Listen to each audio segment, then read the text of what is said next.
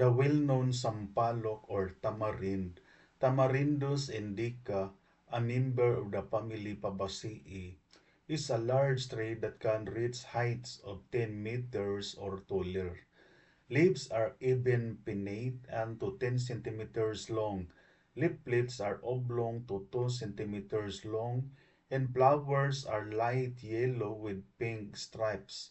Fruit is oblong, constricted, thick, and up to 15 centimeters long with fleshy, acidic, and edible mesocarp.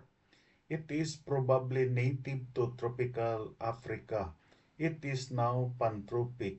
It was introduced to the Philippines in prehistoric times. It is widely cultivated around the country. It is grown mainly for its edible, sweet sour fruit. Sampalok, also known as tamarind, has multiple culinary, medicinal, and industrial uses. In cooking, the pulp adds tangy flavor to sauces, chutneys, drinks, and desserts.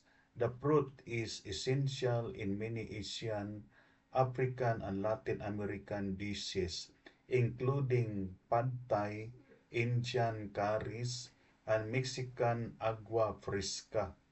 Traditional medicinal systems use sampalo for digestive issues, reducing cold and flu symptoms, and promoting wound healing.